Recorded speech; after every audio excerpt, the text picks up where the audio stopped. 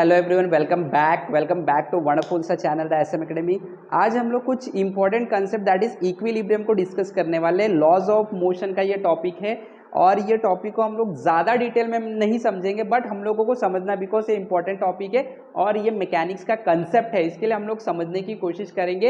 Equilibrium आज का हमारा जो टॉपिक है वो है। आप लोगों को इस वीडियो को लास्ट तक देखना, सारे कंसेप्ट को आप लोगों को समझ के रखना, बिकॉज लर्निंग हमेशा कहीं ना कहीं आपको काम आएगा। भले हो सकता है ये एग्जाम में नहीं आए, लेकिन अगर आपको इसका कंसेप्ट पता है तो ये कहीं ना कहीं आपके लाइफ में काम आएगा। हमेशा सीखते रहो, नए नए चीज़ें सीखते रहो, एक्सप्लोर करो, अपने नॉलेज को बढ़ाते रहो, इससे आप हमेशा लाइफ में आगे जाएंगे। तो अभी ज़्यादा नहीं बोलूँगा विदाउट वेस्टिंग योर टाइम, अब हम स्टार्ट करेंगे। What do we mean by equilibrium.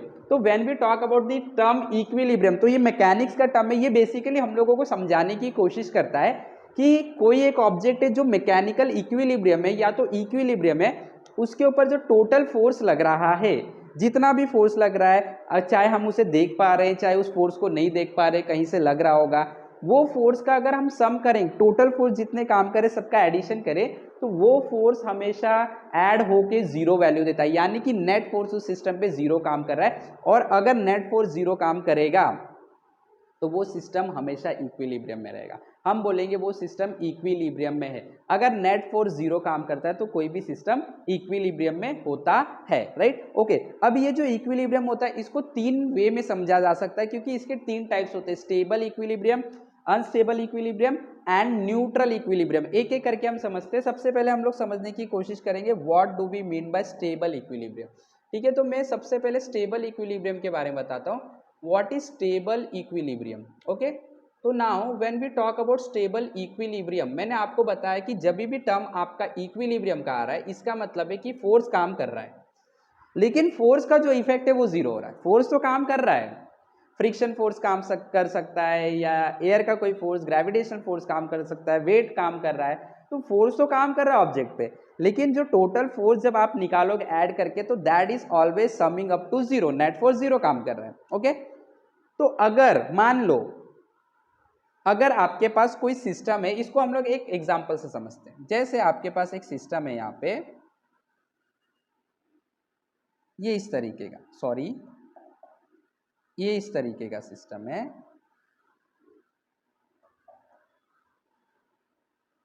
ये ओके, और आपने इसमें एक छोटा सा गेंद लाके रख दिया, बॉल, ये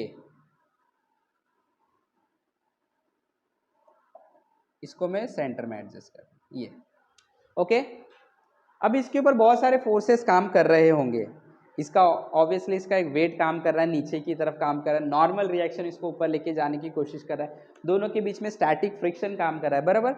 मान लो अगर आपने इसके ऊपर यहां से जरा सा फोर्स अप्लाई किया, क्या किया, फोर्स अप्लाई किया, देखो ये जरा सा फोर्स अप्लाई करके इसको डिस्प्लेस कर दिया आपने, ये हम लोग ने फोर्स अप्लाई किया और डिस्प्लेस कर दिया। तो जब मैं इसको फोर्स अप्लाई करके डिस्प्लेस करूंगा तो जो फोर्स इसके ऊपर टोटल काम कर रहे थे वो डिसबैलेंस हो जाएंगे, और उन लोग बैलेंस करने के लिए डिस्प्लेसमेंट के अगेंस्ट में काम करेंगे, डिस्प्लेसमेंट के अगेंस्ट में काम करेंगे। उसको डिस्प्लेस उधर किया गया, फोर्स सब इधर काम करेंगे और इसको बैलेंस करने की कोशिश करेंगे, तो ये ऑब्जेक्ट वापस से अपने ओरिजिनल पोजीशन पे आ जाएगा।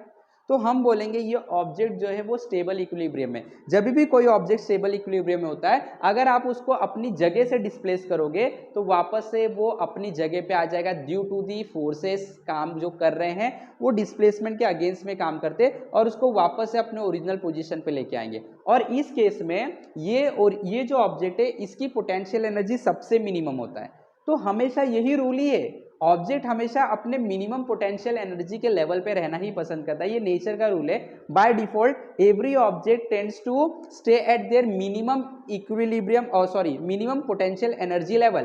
तो इसकी पोटेंशियल एनर्जी यहाँ पे बहुत कम होती है। तो जब भी कोई भी ऑब्जेक्ट को डिस्प्लेस किया and it come back to its original position, then हम उसे बोलेंगे कि it is in stable equilibrium. तो यहाँ पे लिखेंगे when an object is displaced from its position and it comes back to its original position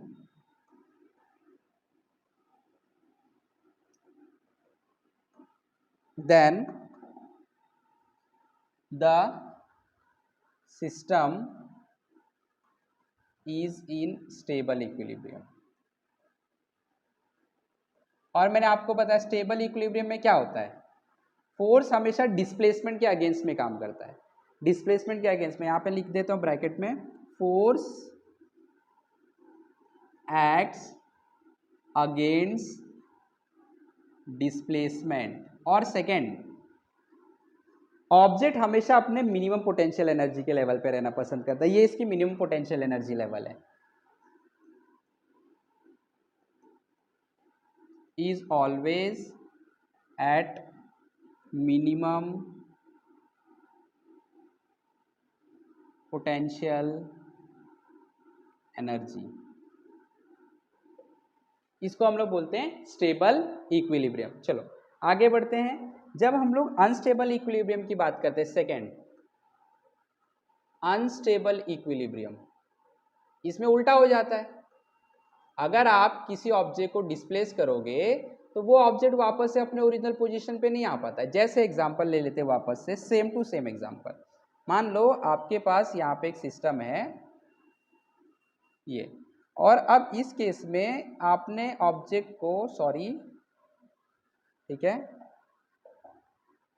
आपने ऑब्जेक्ट को यहाँ पे कहीं पे रखा है, ये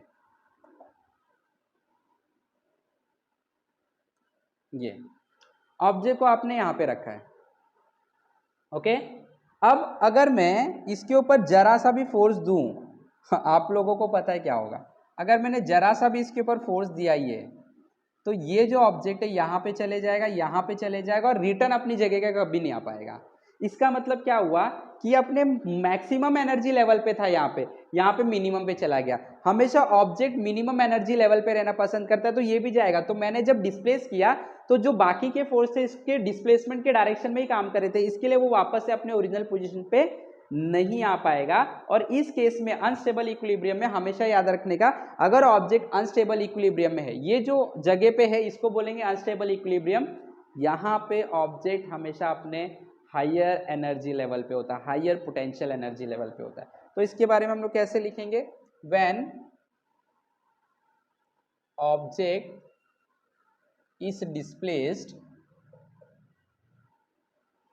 and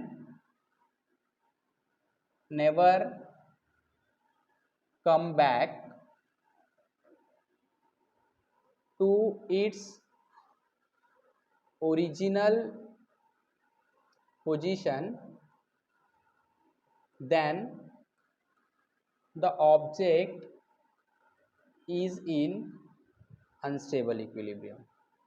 object is in unstable equilibrium.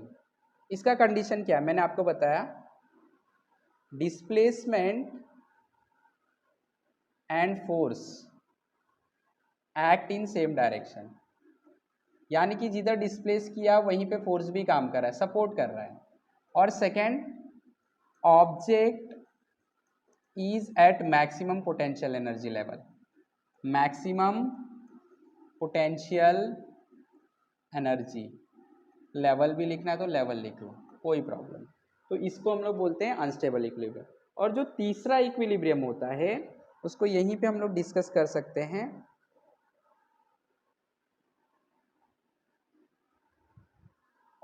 ये सिस्टम को जरा सा मैं मूव कर देता हूँ, इसको मैं मूव करके यहाँ पे कर देता हूँ, थोड़ा स्पेस आ जाएगा तो अच्छा रहेगा। और इसको मैं ऊपर कर देता हूँ, और इसके नीचे हम लोग न्यूट्रल इक्विलिब्रियम को सीख लेते हैं।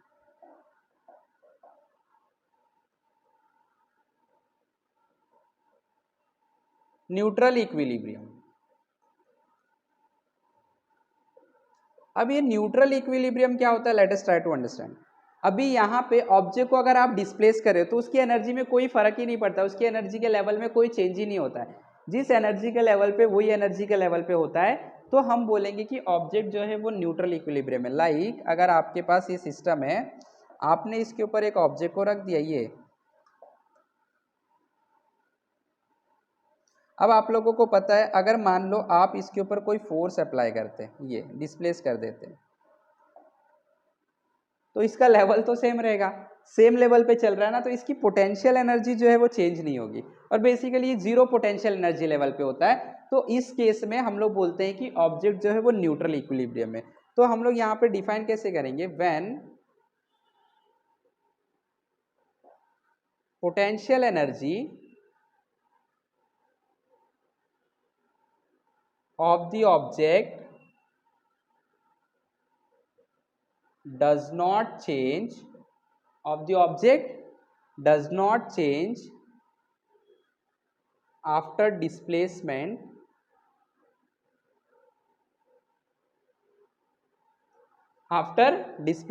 then the object is in neutral equilibrium.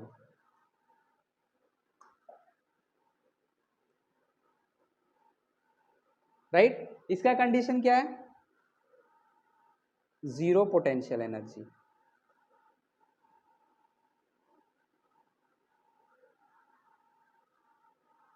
Okay, इस केस में जो एनर्जी होती है, ये वाली एनर्जी, इसको नेगेटिव ट्रीट किया जाता है मैक्सिमम वाले को, और यहाँ पे जो एनर्जी होती है ये वाला, इसको हम लोग पॉजिटिव ट्रीट करते हैं। कैसा ट्रीट करते हैं, पॉजिटिव। तो this is some of the terms related to equilibrium. तो आई होप कि सब लोग को समझ में आ गया। हमारे साथ इसी तरीके से जुड़े रहे, सीखते रहे। Have wonderful learning, have wonderful day. Thank you very much.